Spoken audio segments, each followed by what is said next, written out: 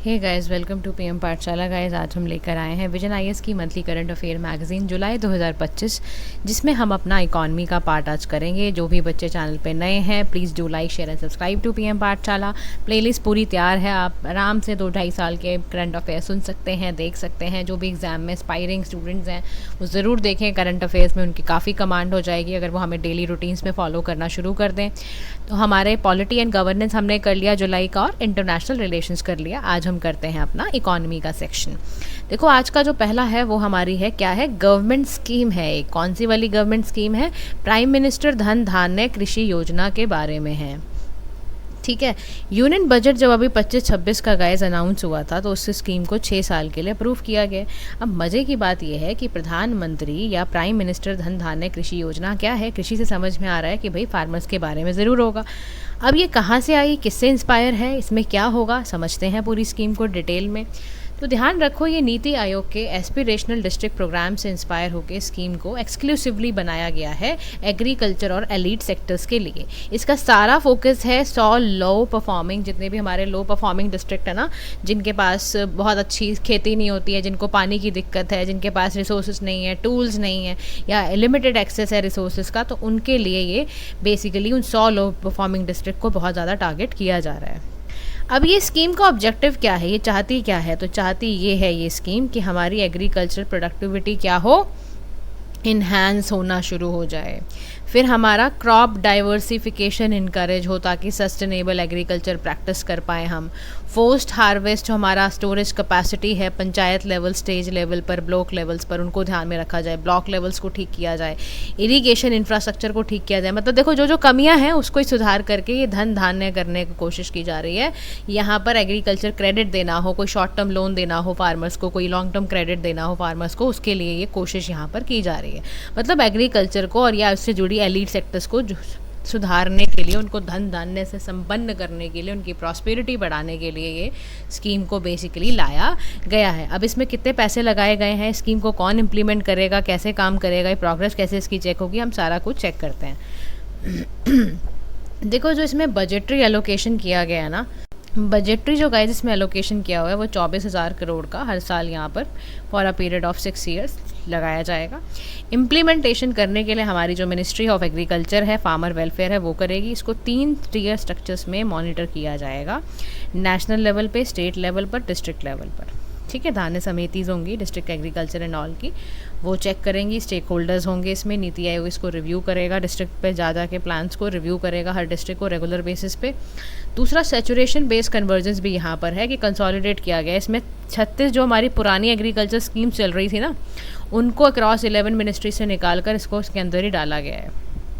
ठीक है, तो मतलब कोशिश क्या की जा रही है, धन धान्य कर दिया जाएगी डिस्ट्रिक्ट्स को। 117 यानी 117 की परफॉर्मेंस इंडिकेटर्स हैं, उसके अकॉर्डिंग ये किया जाएगा। KPAs नापे जाएंगे। KPAs का फुल फॉर्म क्या होता है? की परफॉर्मेंस इंडिकेटर्स।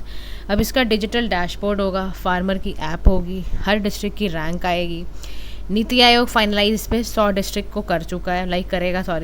लो प्रोडक्टिविटी होनी चाहिए डिस्ट्रिक्ट की, तब उसको चुन लिया जाएगा। मॉडरेट क्रॉप इंटेंसिटी है, क्रॉप की इंटेंसिटी बहुत मॉडरेट है, लोन की दिक्कत है, ऐसा डिस्ट्रिक्ट है। एटलीस्ट वर स्टेट से कोशिश की जा रही है, हर यूटी से कोई ना कोई एक डिस्ट्रिक्ट को ज़रूर यहाँ पे उठाया जाएगा। अब इसमें क्या क्या किया जाएगा, देखो सारे इशूज़ को डील किया जाएगा। अगर तो लो क्रॉप प्रोडक्टिविटी है, तो क्यों होती है लो क्रॉप प्रोडक्टिविटी? इसलिए होती है क्योंकि मिट्टी ख़राब है, फार्मिंग मेथड पुराने हो चुके हैं। जैसे हमारा राइस का यील्ड है सीमांचल बिहार के अंदर, तो वो उसको कंपेयर किया गया है कि भाई इसको तो इसमें तो है तो दम 2.7 हेक्टर्स का नेशनल लेवल पर, और ये कर कितना रहा है।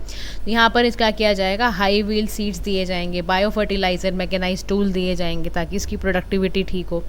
इरिगेशन को अश्योर करने के लिए 52% इंडिया का जो फार्म लैंड है वो देखो रिलाय करता है हमारे मानसून पर। बुंदेलखंड का जो 2023 में ड्रॉट पड़ा था ना, 30% क्रॉप का मतलब समझते हो कितनी ख़राब हुई। इसीलिए ना इस स्कीम के तहत ड्रिप या स्प्रिंकलर सिस्टम दिया जाएगा, पानी को अवेलेबल करा। फिर नेक्स्ट इसके अंदर आता है फिनेंशियल सपोर्ट की प्रॉब्लम है, रिसोर्सेज नहीं है, हाई कॉस्ट है, सीड्स को खरीदना मुश्किल है, तो इसके लिए फार्मर्स को या नाबार्ड द्वारा सब्सिडी लोन, किसान क्रेडिट कार्ड दिया जाएगा। ठीक है, स्टोरेज फैसिलिटी की बात करें तो 20% क्रॉप हमारी टोमेटो वगैरह मैंगो ऐसे ही सड़ जाते हैं, स्टोरेज ही नहीं है। इसके लिए क्या किया जा रहा है, धन धान्य स्कीम के तहत कोल्ड स्टोरेज दिए जा रहे हैं ताकि स्पॉइलेज वगैरह ख़त्म हो जाए। फिर नेक्स्ट आता है लो फार्मर इनकम, तो मार्केट इनफिशिएंसीज को चेक किया जा रहा है, कोई पल्सेस का प्रॉब्लम है, वेजिटेबल का इशू है, वो देखा जा रहा है। अनसस्टेनेबल फार्मिंग में यहाँ पर एक्सेसिव यूज़ है केमिकल्स एंड ऑल का, उसको दिक्कत को ख़त्म करने की बात हो रही है। Bio fertilizers, organic fertilizers, water saving irrigation, वो सब यूज़ होगा। जहाँ ट्रेनिंग नहीं है क्योंकि लिटरेसी वगैरह, उसके लिए ना यहाँ पर ना फ्री वर्कशॉप जैसे कृषि विज्ञान केंद्र के द्वारा या उसके बाद 500 यहाँ फार्मर्स का कंट्रीज़ में जैसे इसराइल के अंदर ड्रिप इरिगेशन वगैरह होता है ना, तो ग्लोबल एक्सपोजर भी दिया जाएगा, उसके लिए भी फंडिंग भी की जाएगी कि ओवरसीज़ भी जाके कहीं बाहर जाके भी ट्रेनिंग सीख जाओ। उसके लिए 500 फार्मर्स को भेजा जाएगा हमारी कंट्री से, इसराइल, जापान, ताकि ये सब सीख कर आएँ ग्रीन हाउस टेक्नोलॉजी कैसे यूज़ करनी है, प्रिसीशन फार्मिंग कैसे करनी है। फिर नेक्स्ट है आपका वुमेन एम्पावरमेंट, यानी सपोर्ट करो 10,000 वुमेन प्रोड्यूसर ग्रुप्स को, ट्रेनिंग दो, लोन वगैरह दो, ताकि डेयरी फार्मिंग वगैरह को वो अच्छा कर पाएँ। तो देखो स्कीम बहुत अच्छी है, फ्लैगशिप इनिशिएटिव है, इंडिया के एग्रीकल्चर को पूरा रिवाइटलाइज कर देगी ये। इससे आप समझो 1.7 करोड़ फार्मर्स को लाभ होगा, प्राइम बेनिफिट मिलेगा, 100 नॉन परफॉर्मिंग डिस्ट्रिक्ट्स को फ़ायदा हो जाएगा, इरीगेशन सुधरेगा, स्टोरेज सुधरेगा, क्रेडिट सुधरेगा, ट्रेनिंग मिलेगी। तो स्मॉल फार्मर सबसे पहले उसको बहुत मज़े आ जाएंगे। हमारा SDG गोल के लिए बहुत अच्छा है ये, women empowerment, youth empowerment, sustainable profitable farming हो जाएगी, और एग्रीकल्चर पर हम कितना ज़्यादा बेस्ड हैं, फूड सिक्योरिटी भी मिलेगी हमें, है ना। Move to the next topic जिसमें हम बात करने जा रहे हैं आज। हमारे टॉपिक है पब्लिक डेट इन इंडिया, यानी भारत में जो पब्लिक डेट है उसके बारे में। देखो रिजर्व बैंक ऑफ इंडिया ने in its by annual financial stability report निकालता है वो, है ना।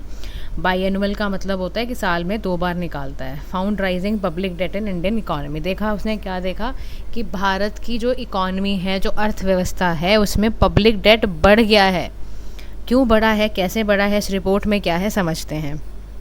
देखो FSR यानी फाइनेंशियल स्टेबिलिटी रिपोर्ट में ये बेसिकली प्रिपेयर की जाती है, इसका असेसमेंट वगैरह करते हैं फाइनेंशियल स्टेबिलिटी डेवलपमेंट काउंसिल वाले, स्ट्रेंथ चेक करने के लिए कि भारत का फाइनेंशियल सिस्टम कैसा है, कितनी रिस्क है स्टेबिलिटी में। तो 2010 में इसको बनाया गया था। इसको चेयर प्राइम हमारे फाइनेंस मिनिस्टर करते हैं, और कुछ हेड्स होते हैं रेगुलेटर से, RBI का होता है, SEBI का होता है, ये लोग होते हैं। और यहाँ पे ना देखो इसमें ये भी रिस्पॉन्सिबल है कि फाइनेंशियल स्टेबिलिटी कैसे करनी है, कोऑर्डिनेशन अमंग रेगुलेटर्स कैसे होना चाहिए, लाइक दैट। अब हाइलाइट्स इस रिपोर्ट की हम पढ़ते हैं, तो India still driver of global growth, यानी कि ना इंडिया की जो रियल GDP ग्रोथ है 2025-26 में वो 6.5% है, क्योंकि हमारी डोमेस्टिक डिमांड बहुत स्ट्रॉन्ग है, हमारी इन्वेस्टमेंट एक्टिविटी अपटेक हमारी आगे ही बढ़ती जा रही है, हमारा फाइनेंशियल इंस्टीट्यूशंस अच्छे हैं, लाइक आप समझो gross non performing asset ratio, net performing ratio जो है वो डिक्लाइन हुई है ओवर द ईयर्स, तो वो भी ठीक है। हमारा कॉर्पोरेट परफॉर्मेंस भी स्ट्रॉन्ग है, नो डाउट अबाउट दिस, है ना। इन्फ्लेशन जो ट्रेंड अगर आप भारत में देखोगे तो CPI इन्फ्लेशन भी हमारा ड्रॉप हुआ है 6 ईयर लो से लेके 2.8% तक। उसके बाद स्लोअर हमारा ग्लोबल ग्रोथ है, जैसे कमोडिटीज़ हो गई है, ऑयल प्राइस वगैरह, टेंशन मिडल ईस्ट में होने के बावजूद भी इम्पोर्टेड इन्फ्लेशन तो बहुत ज़्यादा है। अब पब्लिक डेट यानी कि पब्लिक उधारी इसलिए बढ़ गई है, बेसिकली क्या हो रहा है, जो परसेंटेज GDP का है ना 2024 में, वो काफ़ी अगर हम देखें कंपेयर करें इमर्जिंग मार्केट में तो बढ़ा है। तो अकॉर्डिंग टू IMF ऐसा बोला जा रहा है जो हमारी ग्लोबल पब्लिक डेट है ना वो 95% से भी ज़्यादा पहुंच गई है 2025 में, और ये कह रहा है कि 2030 में जाते जाते तो ये 100% हो जाएगी। तो पब्लिक डेट भारत में है क्या, पब्लिक डेट देखो 2 तरह की होती है, कि इंटरनल डेट होती है, कि एक्सटर्नल डेट होती है। इंटरनल डेट का मतलब है marketable security, non marketable security. External debt का मतलब है वो सारी डेट जो कि हमने मल्टीलेटरल एजेंसी से कुछ हमने पैसा उधारी करी, IBRD से, एशियन डेवलपमेंट बैंक से, ठीक है। मार्केटेबल में आप GSEC ले रहे हो, या आप गवर्नमेंट सिक्योरिटी ले रहे हो, ट्रेजरी बिल्स ले रहे हो।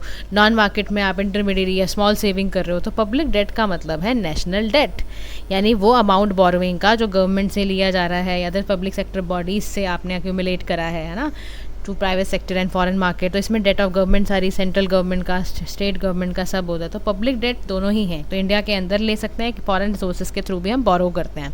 इंटरनल डेट हमारी 96.59% है, और एक्सटर्नल डेट हमारी 3.51% है, ऐसा देखने को हमें मिला। अब पोटेंशियल इम्पैक्ट क्या होता है, देखो जब भी पब्लिक डेट बढ़ेगा, जब भी ये हम बोरोइंग करेंगे सरकार से या पब्लिक सेक्टर बॉडी से या बाहर से, तो इससे हमारी इंटरेस्ट की कॉस्ट बढ़ जाएगी, हमारा फिजिकल स्पेस लिमिटेड हो जाएगा, हमारे और ज़्यादा खर्चा बढ़ जाएगा, प्राइवेट इन्वेस्टमेंट में क्राउडिंग आउट हो जाएगा, ग्रोथ पे इम्पैक्ट पड़ेगा, इंटरजनरेशनल इक्विटी पे असर पड़ जाएगा। तो असर तो बड़े ख़राब है इसके। तो अब लीगल फ्रेमवर्क हालांकि है पब्लिक डेट को कैसे मैनेज करना है, उसके लिए हमारे पास FRBM का एक्ट भी है, RBI का एक्ट भी है, सारे एक्ट हैं। अब रीजंस क्या हैं हाई पब्लिक डेट इंडिया में, भारत के अंदर हाई पब्लिक डेट होने के क्या रीज़न है? तो सबसे पहला रीज़न है परसिस्टेंट फिजिकल डेफिसिट, यानी सेंट्रल गवर्नमेंट का फिजिकल डेफिसिट एकदम परसिस्टेंटली बढ़ता ही गया है, कभी कम नहीं हुआ है। 15.77 लाख करोड़ है, सोचो आप। फिजिकल डेफिसिट मतलब सरकार की बोरोइंग बहुत है। हाई रेवेन्यू एक्सपेंडिचर का मतलब है कि आप कम रहे हो, खर्चे ज़्यादा कर रहे हो। आपका पैसा सब्सिडी में बहुत ज़्यादा जा रहा है, सैलरी में, पेंशन में, फूड में, फर्टिलाइज़र में। आपका जो इंटरनल टैक्स, जो आपका एक्सटर्नल डेट है वो भी काफ़ी बढ़ गया है। आपका पेंडेमिक एरा जो स्पेंडिंग की बात करें तो सेंट्रल गवर्नमेंट का जो डेट है वो काफ़ी बढ़ गया, क्योंकि कोविड का रिलेटेड हेल्थ केयर का इशूज़ या वेलफेयर स्पेंडिंग का इशू, ये सब है। तो वे फॉरवर्ड में कह रहे हैं कि इसको मैनेज कैसे करें और रिड्यूस कैसे करें पब्लिक डेट को भारत के अंदर। तो देखो, सबसे पहली बात है shift towards debt GDP ratio as a physical anchor. ठीक है, तो बिगिनिंग आपका हुआ 2026-27 में फाइनेंशियल ईयर में, और central government has targeted a declining debt GDP ratio. हमारा एक तो डेट GDP रेशो का शिफ्ट हुआ है, ठीक है। दूसरा, हम उसको मैनेज करें। दूसरा, हमारे जितने भी एक्टिव डेट मैनेजमेंट वर्सेस हमारे बॉन्ड स्विचिंग है। देखो, बॉन्ड स्विच बड़ा अच्छा मैकेनिज्म होता है जिसमें सरकार क्या करती है, शॉर्टर ड्यूरेशन वाले एग्जिस्टिंग को रिप्लेस कर सॉवरेन वगैरह में या लॉन्ग ड्यूरेशन पेपर में कन्वर्ट कर देती है। तो इससे भी हमारा भार ख़त्म होता है इतना। उसके बाद ना हमें सब्सिडी को रैशनलाइज़ करना पड़ेगा। जैसे हमने LPG के लिए बोला था ना, duplicate 4 crore duplicate LPG connection को डीएक्टिवेट करा। मिसयूज़ अंडर पहल, मतलब देखो कोई भी स्कीम लाए उसका मिसयूज़ नहीं हो जाना चाहिए, तो वो मैं चेक करेंगे, तो उससे भी हम काफ़ी बचेंगे। फिर हमें ना एक RBI कहता है कि हमें एक कोर फंक्शन मॉनेटरी पॉलिसी का करना पड़ेगा, इस्टेब्लिश करना पड़ेगा एक पब्लिक डेट मैनेजमेंट अथॉरिटी जो रेगुलेट करे बैंक्स को और अच्छे तरीके से। उसके बाद देखो, इंडिया का हाई पब्लिक डेट है, हमारा फिजिकल डेफिसिट भी बढ़ रहा है, एक्सपेंडिचर भी बढ़ रहा है, ग्रोथ लेकिन सस्टेन्ड है, वेलफेयर स्ट्रेंड है, लेकिन हमारे कंस्ट्रेंट भी तो है, फिजिकल स्पेस की प्रॉब्लम है, सस्टेनेबिलिटी रिस्क बहुत ज़्यादा है। हमारा फिजिकल कंसोलिडेशन करना हमें बहुत ज़्यादा ज़रूरी है इस समय। हमें अपने रिसोर्सेज को और मोबिलाइज़ करना पड़ेगा ताकि हमारे खर्चे कम हो और हम कुछ कमाएँ वमाएँ भी। इफ़ेक्टिव स्पेंडिंग करनी है, ये नहीं कि उड़ाए जाओ। तो लॉन्ग टर्म में अगर हम चाहते हैं ग्रोथ हमारी बनी रहे ना, तो ये काम हमें सारे करने पड़ेंगे। क्या क्या करना पड़ेगा? फिजिकल कंसोलिडेशन करें हम, और हम अपना इम्प्रूव करें रेवेन्यू मोबिलाइजेशन। ठीक है, now moving towards the next आपका टॉपिक, जिसमें हम बात करेंगे employability and skilling in India के बारे में। तो रिसेंटली क्या हुआ, यूनियन कैबिनेट ने अप्रूव करा है employment linked incentive scheme which is expected to enhance youth की एम्प्लॉयबिलिटी को, क्योंकि आजकल बहुत परेशान है ना भारत में युवा जो हमारे हैं, उनको बहुत सारी दिक्कतें आ रही हैं, उनको जॉब्स नहीं मिल रही हैं, उनके पास स्किल्स की कमी है, उनको जॉब या है भी तो रिटेन नहीं कर पा रहे हैं, है ना, निकाले जा रहे हैं। तो इस स्कीम के तहत यूनियन बजट ने 2024-25 में PM ने एक पैकेज निकाला था। 5 स्कीम्स थी इसके अंदर, 5 की 5, जिसमें कोशिश ये की जा रही है कि जो भी यूथ है, युवा है, उसकी एम्प्लॉयमेंट और स्किलिंग अपॉर्चुनिटी उसको दी जाए। अच्छा, इसमें मिनिस्ट्री जो काम कर रही है, नोडल मिनिस्ट्री इसमें आपकी लेबर एंड एम्प्लॉयमेंट है। इसका पर्पज़ है जॉब क्रिएट करना, एम्प्लॉयबिलिटी क्रिएट करना, सोशल सिक्योरिटी से बांधना और मैन्युफैक्चरिंग को आगे से आगे बढ़ाना। तो इससे पता चल रहा है फर्स्ट टाइम एम्प्लॉयज़ में 3.5 करोड़ जॉब्स गवर्नमेंट इससे निकालने जाएगी। अब एम्प्लॉयमेंट लिंक्ड इंसेंटिव क्या होता है? सपोर्ट इसमें एम्प्लॉयर को भी मिलता है और एम्प्लॉयज़ को भी मिलता है। भाई एम्प्लॉयज़ को यही मिलता है, first time employees register with EPFO, salary जिसकी भी 1 लाख है, इसको इंस्टॉलमेंट्स में देना है, कुछ डायरेक्ट बेनिफिट ट्रांसफ़र भी देना है। दूसरा हमारा सपोर्ट टू एम्प्लॉयर्स है, all sectors manufacturing get extra benefit मिलेगा, फाइनेंशियल असिस्टेंस मिलेगा। पैन से रिलेटेड होना चाहिए आपका, जो आपका परमानेंट अकाउंट नंबर होता है। अब एम्प्लॉयबिलिटी एंड स्किलिंग के बारे में भारत की कहानी क्या है? देखो, इंडिया स्किल रिपोर्ट आई 2025 की, उसने बताया कि हमारे 50% ऐसे ग्रेजुएट हैं, मेल में 53.4% और आपके फीमेल में 46.53%, जो एम्प्लॉयबल हैं, है ना, जो कि 33% डिकेड अगो अगर देखा जाए तो 17% का राइज़ हुआ है। तो ऐसा क्यों हो पाया? क्योंकि देखो इमर्जिंग टेक्नोलॉजीज़ हैं, एआई है, क्लाउड कंप्यूटिंग है ना, ऑटोमेशन है, तो पहले से तो कुछ तो हमारा राइज हुआ है।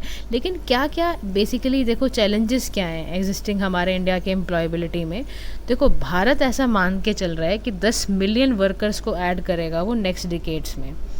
4.67 करोड़ जॉब्स क्रिएट हुई थी, और इससे बेनिफिट जो डेमोग्राफिक डिविडेंड का है तो वो है। सबसे बड़ी बात हमारे देश की प्रॉब्लम क्या है, हमारी शिक्षा में और हमारी इंडस्ट्रियल नीड्स में बहुत मिसमैच है। यूनिवर्सिटीज़ का फोकस थ्योरी होता है, वो प्रैक्टिकल स्किल देते नहीं हैं, ग्रेजुएट्स को हैंड ऑन एक्सपीरियंस होता नहीं है, टेक्निकल कॉम्पिटेंसी होती नहीं है। तो फिर आप क्या सोच के चलते हो कि कैसे होगा लाइफ, है ना। उसके बाद थ्रेट है, ऑटोमेशन का प्रॉब्लम है। ग्रेजुएट्स जो हैं basically significantly less prepared for technical roles के लिए वो प्रिपेयर नहीं है। 69% जॉब्स को ऑटोमेशन रिस्क है।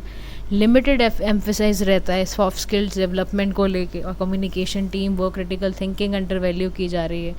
तो basically graduates were not only technically unprepared but also lack interpersonal skills उनके पास नहीं है। तो कुछ की इनिशिएटिव्स लिए गए एम्प्लॉयबिलिटी और स्किलिंग को लेकर। स्किल इंडिया मिशन है, पीएम प्रधानमंत्री कृषि विकास योजना है, बहुत सारे तरह के हमने स्कीम्स वगैरह लिए। तो कंक्लूजन यहाँ पर लिख रहा है, harnessing the demographic dividend needs strong skills चाहिए हमें इमीडिएट इन्वेस्टमेंट चाहिए एजुकेशन में, ट्रेनिंग में, हेल्थ केयर में, और हमारा सारा ध्यान है हम ह्यूमन कैपिटल को स्ट्रेंथन करें, फिक्स करें हमारी लेबर मार्केट के गैप्स को, प्लस मैचिंग टेक्नोलॉजी हमें अपनी वर्कफोर्स के साथ करनी है ताकि इंक्लूसिव प्लस सस्टेनेबल ग्रोथ हमारी हो पाए। नेक्स्ट टॉपिक है हमारा द फ्यूचर ऑफ वर्क के बारे में हम बात करेंगे कि फ्यूचर ऑफ वर्क क्या है। टीसीएस, जिसको हम टाटा कंसल्टेंसी सर्विसेज कहते हैं, उन्होंने रिसेंटली बोला 12,000 एम्प्लॉयज़ को बोला भाई ले ऑफ, और इससे आप यकीन मानो कि बहुत ज़्यादा इसके इम्प्लीकेशन पड़ते हैं ना फ्यूचर ऑफ वर्क कि भाई क्या होगा जब सोचो टीसीएस जैसी कंपनी को 12,000 एम्प्लॉयज़ छोड़ने पड़ रहे हैं, तो सोचो आप कितना बड़ा असर है। बहुत सारे एक्सपर्ट्स बता रहे हैं future of work is currently marked by significant job displacement, क्योंकि अब देखा जा रहा है कि बहुत ज़्यादा कंपनीज़ ने ऑटोमेशन और एआई काम करना शुरू कर दिया है। अदर देन टीसीएस, मैंने आपको पिछली बार भी जब हम मैगज़ीन पढ़ रहे थे तो मैंने आपसे डिस्कस किया था, बहुत सारी मल्टीनेशनल कंपनीज़, मेटा है, अमेज़ॉन है, उन्होंने 1,05,000 पोजीशंस को world wide this year lay off करा है, उन्होंने हटा दी, पोजीशंस ही हटा दी। 20% of their were in India, 45% हमारा ले ऑफ हुआ है एचआर से, सपोर्ट से, कंटेंट से, कोडिंग से, लोगों को हटा दिया गया है। Although TCS has clarified that this decision is based on, तो टीसीएस ने साफ बोला कि देखो हम ना ये एआई की वजह से नहीं हटा रहे हैं, हम स्किल मिसमैच से हटा रहे हैं, मिसमैच होने की वजह से हटा रहे हैं। अब ये बहुत बड़ा कंसर्न है कि वो युवा जाएगा कहाँ जिसको निकाल दिया गया है। तो ले ऑफ का मतलब है एम्प्लॉयमेंट से आपको टाटा बाय बाय कर दिया गया है, फेलियर या रिफ्यूज़ल या inability of an employer due to various reason, क्योंकि coal, shortage of coal, power, raw material की कमी है, नेशनल कैलामिटी आ गई है ना। तो हालांकि लीगल प्रोविजंस हैं ले ऑफ करने की, इंडस्ट्रियल डिस्प्यूट एक्ट है, 4 तरह के लेबर कोड्स हैं इंडस्ट्रियल रिलेशंस को लेकर, सोशल सिक्योरिटी को लेकर, ऑक्यूपेशनल सेफ्टी एंड ऑल को लेकर हैं। तो फ्यूचर ऑफ वर्क का मतलब क्या है कि ऑनगोइंग बहुत ज़्यादा ट्रांसफॉर्मेशन है। जब जिस तरह से काम परफॉर्म किया जा रहा है, ऑर्गेनाइज़ किया जा रहा है, एक्सपीरियंस किया जा रहा है, टेक्नोलॉजी की मदद से, इकॉनमी की मदद से, डेमोग्राफिक शिफ्ट की वजह से बहुत कुछ चेंज हो रहा है। अब की ड्राइवर्स क्या हैं हमारे फ्यूचर ऑफ वर्क के? इकोनॉमिक अनसर्टेनिटी बहुत है, स्लो ग्रोथ है जिससे लेबर की डिमांड पे इम्पैक्ट पड़ रहा है, स्किल गैप में प्रॉब्लम है, स्किल्स नहीं है, डिमांड बहुत स्लो प्रोग्रेस कर रही है, एजिंग हो रही है, जॉब नई तरह की क्रिएट हो रही हैं, एआई आ चुका है, डीकार्बनाइज तरीके से इंडस्ट्रीज़ को चलना है। अभी टैरिफ वॉर चल रही है, रशिया यूक्रेन में कॉन्फ्लिक्ट चल रहा है, बिजनेस इससे बहुत असर पड़ रहा है। तो अब इससे इम्पैक्ट देखो बहुत सारी चीज़ों से, इकोनॉमिक इम्पैक्ट इससे ये क्या पड़ेगा, इकोनॉमिक इम्पैक्ट ये पड़ेगा 170 मिलियन न्यू जॉब्स आएंगी, मूवमेंट होगी from routine manual job to high skill jobs, और knowledge based service oriented roles बढ़ेंगे, बिग डेटा स्पेशलिस्ट बढ़ेंगे, फिनटेक इंजीनियर्स बढ़ेंगे, वल्नरेबल जॉब्स हैं। Microsoft researchers argue that job involving writing, research, communication, translators, historians सारी AI tool से replace हो जाएंगे, productivity issue आएगा। आप सोचो ट्रांसलेटर्स की कोई ज़रूरत नहीं है आज की डेट में, हिस्टोरियंस की ज़रूरत नहीं है, जर्नलिस्ट की ज़रूरत नहीं है, सब कुछ एआई कर देगा। क्योंकि इससे एआई की वजह से इकॉनमी हर साल बूस्ट हो जाएगी, आईएलओ की वजह से 54 मिलियन ग्रीन जॉब्स क्रिएट होंगी, रीस्किलिंग अपस्किलिंग करना हमारी ज़रूरत बन चुकी है कि एनालिटिकल थिंकिंग, क्रिएटिव थिंकिंग हम वर्कर्स की बढ़ाएं। तो इवन आपको पता है वर्ल्ड इकोनॉमिक फोरम ने तो साफ कह दिया है 39% वर्कर्स कोर स्किल्स 2030 तक चेंज हो जाएंगी। सोशल इम्पैक्ट कितना पड़ रहा है, वेजेस का, अपॉर्चुनिटी गैप्स का। फिर ILO ने कहा एस्टिमेटेड जो जेंडर गैप पे है उसका असर। लिटरेसी जो शेड्यूल ट्राइब्स की 13% lower than the average literacy rate. सोचो आप उनकी स्किल का क्या करोगे आप, क्योंकि लिटरेसी इतनी कम है। और एथिकल क्राइसिस पता है, IT फर्म्स के पास सोशल रिस्पॉन्सिबिलिटी है कि वो एक फेयर या ह्यूमन वर्कफोर्स मैनेजमेंट लाएं। अब वो लेकिन सबको रखें भी कैसे, एक बैलेंस कैसे बनाएंगे, एक एफिशिएंसी भी चाहिए उनको, एम्प्लॉयर का वेलबींग कैसे वो बैलेंस कर पाएँ। अब इसका गंदा असर लोगों के वर्क लाइफ बैलेंस पे पड़ेगा। लोग मेंटली हेल्थ से वो परेशान होंगे, स्ट्रेस होगा, एंजाइटी की प्रॉब्लम होगी। तो ऐसे क्या इनिशिएटिव लिए जाएं government for future of work, skilling, upskilling और रीस्किलिंग करने की बहुत ज़्यादा ज़रूरत है। प्रधानमंत्री कौशल विकास योजना के तहत यानी कि कहा जा रहा है skill for imparting skill development training through short term training, upskilling दो उनको, रीस्किलिंग दो। फ्यूचर स्किल जो प्राइम है वो डिजिटल स्किल इनिशिएटिव उनको दिया जाए। न्यू एंड इमर्जिंग टेक्नोलॉजीज़ को अडॉप्ट किया जाए। AI फॉर इंडिया 2030 इनिशिएटिव लिया गया है। National tele mental health program चलाए जा रहे हैं हेल्थ के लिए। National mission on interdisciplinary cyber physical system के तहत। तो बहुत ज़रूरत है कि एक बैलेंस बनाया जाए कि बिज़नेस कॉम्पिटिटिवनेस भी रखना है, वर्कफोर्स का वेलबींग भी रखना है। और बड़ा मुश्किल है ये बैलेंस बनाना, क्योंकि स्किल डेवलपमेंट रखना पड़ेगा, सोशल सेफ्टी नेट तैयार करने पड़ेंगे, तब जाके कहीं आप इस सिचुएशन से बच पाओगे, इंक्लूसिव रिजिलियंट चल पाओगे। Moving towards the next topic जिसमें हम बात करने जा रहे हैं research development and innovation scheme के बारे में। तो यूनियन कैबिनेट ने इसको इम्प्रूव बोला कि भाई अप्रूव करो, corpus of 1 lakh crore rupees का इसका रिसेंटली अप्रूव करने के लिए बोला है। अब ये स्कीम जो है वो department of science and technology के अंडर आती है। इसका ऑब्जेक्टिव ही है कि हम प्राइवेट सेक्टर्स को स्केल अप करें, रिसर्च डेवलपमेंट करें, जितने भी सनराइज सेक्टर्स हैं उसकी relevancy, economic, security strategically check करा जाए, फिनेंस ट्रांसफॉर्मेटिव प्रोजेक्ट लाए जाएँ, जो क्रिटिकल स्ट्रैटेजिक इंपॉर्टेंस के हैं वो लेकर आए जाएं, टेक्नोलॉजी रेडीनेस लेवल्स को क्रिएट किए जाए। देखो इसके कितने सारे लेवल्स हैं। फंडिंग इसमें 1 लाख करोड़ की जा रही है। लॉन्ग टर्म लोन दिए जा रहे हैं एट लो और नील इंटरेस्ट रेट पर। डीप टेक फंड्स लगाए जा रहे हैं, ग्रांट्स दिए जा रहे हैं, शॉर्ट टर्म जो जहाँ लोन्स सपोर्टिव नहीं हैं। इम्प्लीमेंटेशन के लिए स्पेशल पर्पस फंड कराए जा रहे हैं अनुसंधान नेशनल रिसर्च द्वारा। ये सारे स्कीम को दिए जा रहे हैं ताकि अल्टरनेट इन्वेस्टमेंट फंड इसमें करा जा रहा है, नॉन बैंकिंग, ये सारे की सारी फंडिंग यहाँ पे लगाई जा रही है। स्कीम का फ़ायदा क्या है ये समझो। स्कीम का फ़ायदा ये है कि इससे प्राइवेट सेक्टर का रोल रिसर्च एंड डेवलपमेंट में बढ़ेगा। क्रिटिकल फंडिंग जो कंस्ट्रेंट आते थे वो एड्रेस करने के लिए किया जा रहा है। दूसरा, यहाँ पर प्राइवेट सेक्टर की इन्वेस्टमेंट और ज़्यादा बढ़ेगी, बूस्ट होगी, और हम इसमें पब्लिक जो R&D एक्सपेंडिचर्स है ना वो हम उसको यूज़ भी कर पाएंगे, कमर्शलाइज कर पाएंगे। हम इससे सेल्फ रिलायंस बनने की तैयारी में हैं। हम यहाँ पे ये भी चाहते हैं कि हम मेंटेन कर पाएँ जॉब्स एंड ऑल को, इसलिए भी हम ये कोशिश यहाँ पर कर रहे हैं। ट्रिपल हेलिक्स क्या है, इंट्रैक्शन है यूनिवर्सिटीज़ का, इंडस्ट्रीज़ का, गवर्नमेंट का, ये भी तैयारी कर रहे हैं हम। लेकिन रिसर्च एंड डेवलपमेंट का भारत में दिक्कत बड़ी है। भारत में दिक्कत ये है पैसा ही नहीं लगाते हम GDP का 0.6 से 0.7% पैसा खर्च करते हैं रिसर्च एंड डेवलपमेंट में, जबकि साउथ कोरिया, इजराइल में कितने पैसे खर्च होते हैं। 4.8% वो अपनी GDP का खर्च कर रहे हैं। इजराइल 5.6 कर रहा है, हम सोचो कितना कम करते हैं। मोर ओवर हमारा जो कंट्रीब्यूशन है प्राइवेट सेक्टर्स का वो भी बहुत कम है, वो भी कुछ खास नहीं है। हमारा लोगों का 70%, हमारा 36.4% है।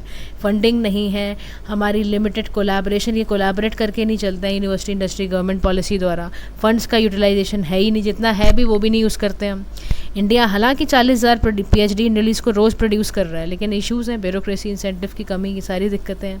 तो कह रहे हैं कि सबसे पहला काम करो, डाइवर्सिफाई और इंक्रीज़ कर दो रिसर्च एंड डेवलपमेंट की फंडिंग को, इंसेंटिवाइज करो private sector investment. State specific सेंटी नीड मैपिंग की ज़रूरत है।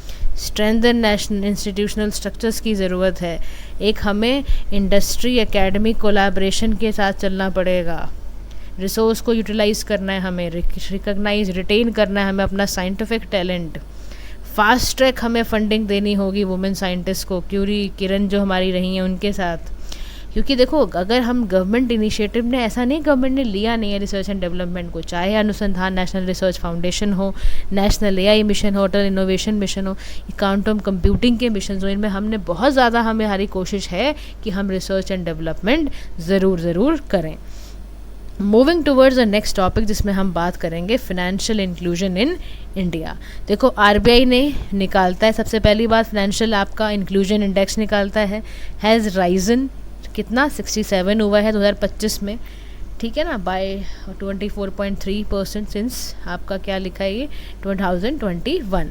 अब यहाँ पर ये कह रहा है बेसिकली एफआई इंडेक्स यानी फाइनेंशियल इंक्लूजन इंडेक्स निकालता क्या है कि कंट्री में कितने लोग फाइनेंशियली डिफरेंट बैंकिंग सेक्टर या फॉर्मल बैंकिंग सिस्टम से जुड़े हैं, इन्वेस्टमेंट कितने लोग कर रहे हैं, कितने लोग इंश्योरेंस खरीद रहे हैं, कितने लोगों को पेंशन मिल रही है, ये सारा चीज़ें आपको बताता है कि फाइनेंशियल इंक्लूजन कितना है आपके देश में। अगर तो इसका इंडेक्स बूस्ट कर रहा है तो ग्रोथ यानी कि है, एक्सेस यूसेज क्वालिटी बहुत अच्छी है, इसका ये रिफ्लेक्शन होता है कि आपके यहाँ फाइनेंशियल इंक्लूजन भी है, आपके यहाँ फाइनेंशियल लिटरेसी भी है आपकी कंट्री के अंदर। अब कैसे समझें फाइनेंशियल इंक्लूजन इंडेक्स के बारे में, तो हम देखते हैं। सबसे पहली बात है आरबीआई का एफआई इंडेक्स के बारे में। आरबीआई का जो एफआई इंडेक्स है वो हमें कॉम्प्रिहेंसिव मेजर बताता है फाइनेंशियल इंक्लूजन हमारा कैसा रहेगा। फाइनेंशियल इंक्लूजन का मतलब है यूनिवर्सल एक्सेस कितना रहेगा, वाइड रेंज ऑफ हमारी फाइनेंशियल कॉस्ट सर्विसेज कैसी रहेंगी, बैंकिंग इंश्योरेंस एंड ऑल। इसको स्कोर किया जाता है आरबीआई द्वारा 0 से 100। 0 का मतलब है कंप्लीट फाइनेंशियल इंक्लूजन है, ठीक है। 100 का मतलब है फुल फाइनेंशियल इंक्लूजन है, एक एक्सक्लूजन है। 0 स्कोर आया तो आपका मतलब है फाइनेंशियली आपके देश में कोई जागरूक ही नहीं है, एक्सक्लूडेड है पूरे। 100 स्कोर का मतलब है फुल्ली फाइनेंशियल इंक्लूजन है, कोई बेस ईयर नहीं है, याद रखना। ये 2021 से हर साल निकाला जा रहा है, कोई बेस ईयर नहीं है, इसका ये ध्यान रखना। इंडेक्स को 3 तरह के ब्रॉड पैरामीटर्स पे नापा जाता है, एक्सेस कितना है, यूसेज कितना है, क्वालिटी कितनी है, उस बेसिस पे इसको नापा जाता है, ठीक है जी। इसके याद रखना इंडिकेटर्स वगैरह एंड ऑल। उसके बाद ऐसे कौन कौन से फैक्टर्स हैं भारत के फाइनेंशियल इंक्लूजन के लिए, तो गवर्नमेंट इनिशिएटिव लिए गए, प्रधानमंत्री जनधन योजना है ताकि 56 करोड़ बैंक अकाउंट्स को ओपन किया जा सके, नेशनल स्ट्रैटेजी बनाई गई, रोड मैप तैयार करा गया, आधार सिंप्लीफाइड किए गए, KYC processes and all, opening and direct benefit transfers के लिए बात करी गई, एक्सपेंड किया गया एक्सेस डिजिटल फाइनेंशियल सर्विसेज का, रोल ऑफ टेक्नोलॉजी को ट्रांसफॉर्म किया गया, यूपीआई वगैरह बनाया गया क्योंकि मोस्ट प्रेफर्ड ट्रांजैक्शन मोड है। Nearly 38% individual rural semi urban India के हैं, इसमें उम्र जो है 18 से साल लेके 35 साल तक की है।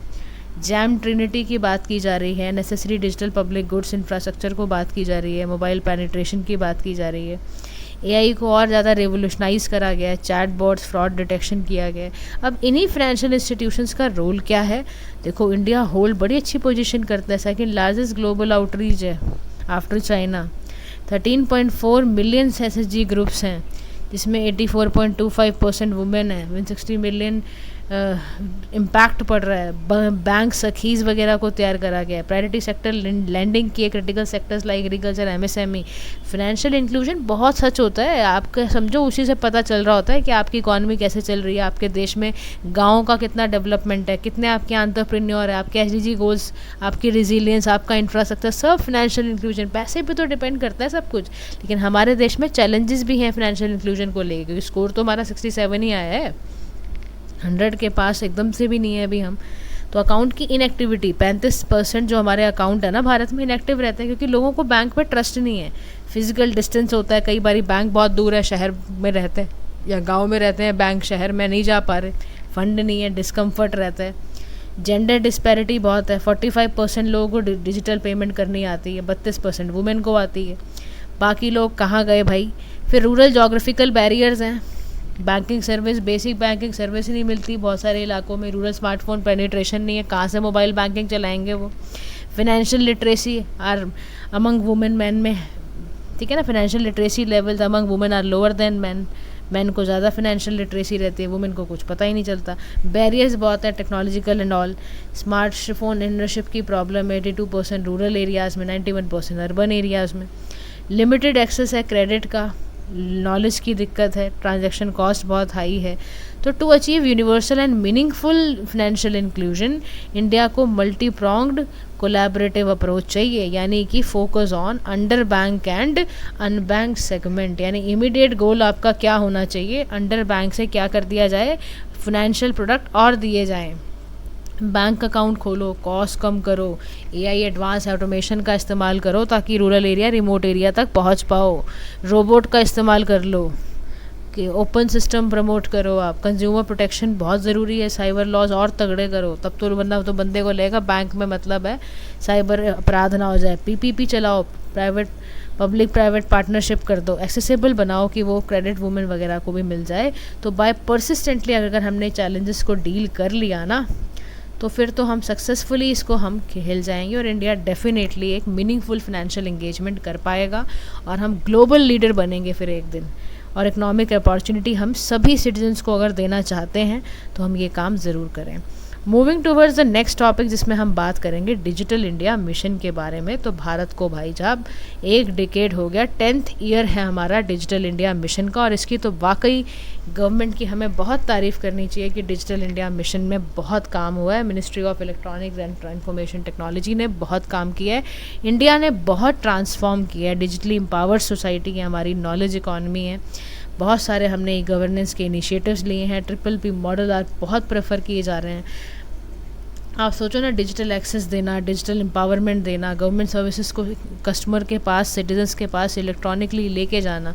तो विजन क्या है, बेसिकली डिजिटल इंफ्रास्ट्रक्चर हर सिटीज़न के पास हो, गवर्नेंस हो और डिजिटल एम्पावरमेंट मिले हर सिटीज़न को। तो 9 पिलर हैं हमारे डिजिटल इंडिया के, कि ब्रॉडबैंड हाईवे हो हमारे, आराम से हाईवे पे वाईफाई चले, सभी को इन्फॉर्मेशन मिल पाए, सभी के पास फ़ोन हो, सभी के पास पब्लिक इंटरनेट मिल जाए, इलेक्ट्रॉनिक्स मैन्युफैक्चरिंग हो, आईटी जॉब्स अवेलेबल हो, ई गवर्नेंस हो, ई क्रांति आ जाए, और अर्ली हार्वेस्ट प्रोग्राम के लिए भी डिजिटल इंडिया बाध्य है।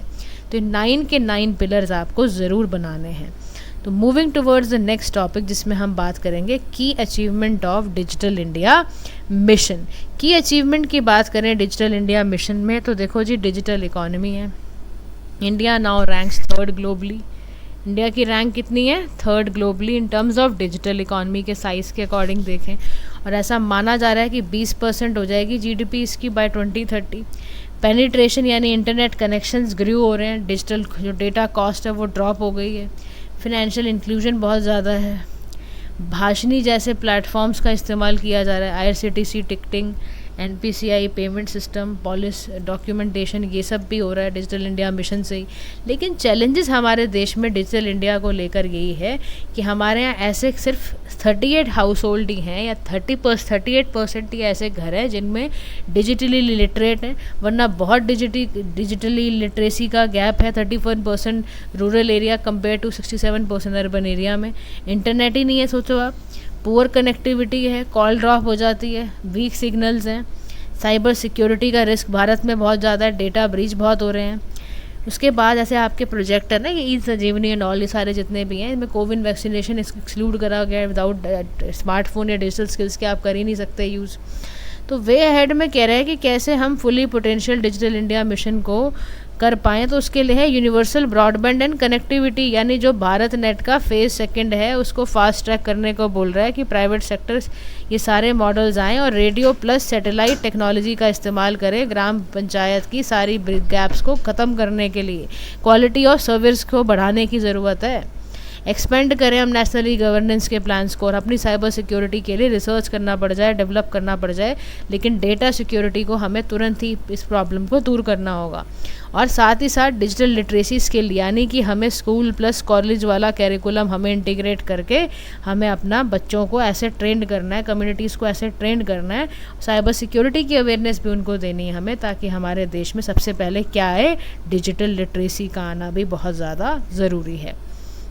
Moving towards the next topic जिसमें हम बात करेंगे intellectual property rights in India. देखो इंटेलेक्चुअल प्रॉपर्टी की बात करें तो ये 44% भारत में बढ़ा है इन लास्ट 5 ईयर्स, 36% सर्ज आया है जोग्राफिकल इंडिकेशंस का, है ना। तो इंडिया रैंक की 4th ग्लोबली करता है ट्रेडमार्क फाइलिंग में।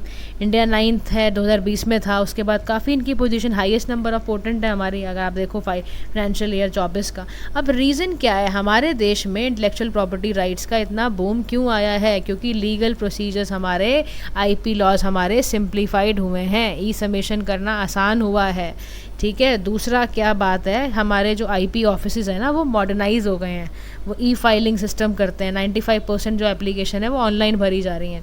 हमारे इंटरनेशनल स्टैंडर्ड्स के जो लोकार्नो अग्रीमेंट है उसको अडॉप्ट किया गया है। ये लोकार्नो वाला एग्रीमेंट क्या 1968 में आया था। अवेयरनेस बढ़ाई जा रही है स्प्रिया स्कीम के तहत। नेशनल इंटेलेक्चुअल प्रॉपर्टी अवार्ड्स दिए जा रहे हैं, फ़ी कंसेशन वगैरह दिया जा रहा है। इंटेलेक्चुअल प्रॉपर्टी राइट क्या है? बेसिकली वो राइट जो व्यक्ति को दिया जाता है over the creation of their mind, जिसने कुछ बहुत अच्छा काम किया हो, बहुत एक्सक्लूसिव काम किया हो। अच्छा नहीं, एक्सक्लूसिव की बात की जा रही है। तो उसको patent, trademark, industrial copyright, geographical right, ये सब कुछ दिए जाते हैं। तो एडमिनिस्टर कौन करता है इसको? Comptroller controller general of patent design and इसको कंट्रोल करता है। Ministry of commerce and industry के अंदर ही आता है, ठीक है। इसमें कई सारी चीज़ें हैं, legal and regulatory considerations IP areas के लिए। जोग्राफिकल इंडिकेशन कैसे दिया जाता है? हर 10 साल में रिन्यू होता है, हर 10 साल के लिए दिया जाता है। जोग्राफिकल इंडिकेशन दिया जाता है कि किसी जगह की कोई एग्रीकल्चरल या गुड्स या ऐसा कुछ मैन्युफैक्चर या ऐसा कोई हैंडक्राफ्ट है जो कि जोग्राफिकल इंडिकेशन इसको दिया जाता है। ऐसे डिज़ाइंस पे दिए जाते हैं, पेटेंट दिया जाता है, कॉपीराइट दिया जाता है, कोई आर्टिस्टिक वर्क पर या विजुअल वर्क पे, ट्रेडमार्क दिए जाते हैं, ट्रेड सीक्रेट्स पे दिया जाता है, प्लांट वेराइटी पे दिया जाता है, ठीक है। क्या दिया जाता है? Geographical indication. और इसका ग्रोथ से क्या हो रहा है? इसकी ग्रोथ से आपका इकोनॉमिक इम्पैक्ट पड़ेगा, आपका जो है एफडीआई बढ़ेगा, आपका स्टार्टअप सिस्टम ठीक होगा, आपका ग्लोबल कॉम्पिटिटिव में आपके लोग काफ़ी सराहेंगे तो आपके पास आएंगे। और दूसरा, वुमेन के भी इससे खास तौर पर शेयर बढ़ रहा है। लेकिन चैलेंजेस भी हैं आईपीआर को लेके। हमारे देश में रिसर्च एंड डेवलपमेंट की बड़ी भारी दिक्कत है। 0.7% जीडीपी का हम पैसा खर्च करते हैं।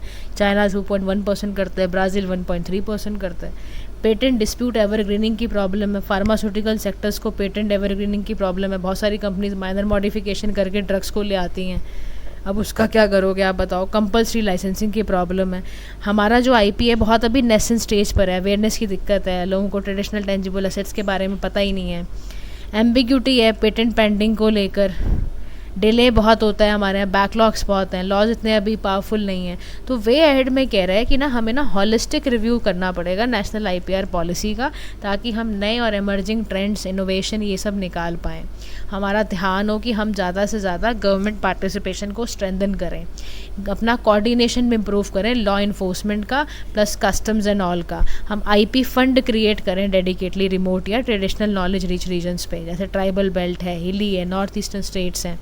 हम कोलैबोरेट करके भी चलें अपनी बॉडीज़ के साथ। दूसरा, प्रमोट करें इनोवेशन एंड रिसर्च जो है हमारे यहाँ, ताकि साइबर सिक्योरिटी ये सब अगर स्ट्रेंथन होगा तो हमें ऑनलाइन पायरेसी की जो शिकायतें होती हैं, या हम अपने एजुकेशनल इनिशिएटिव भी लें आईपी अवेयरनेस के लिए, ठीक है। तो गाइस शॉर्ट्स हम नेक्स्ट क्लास में करेंगे। आज के लिए इतना ही। Thank you so much for listening. Have a nice day to all.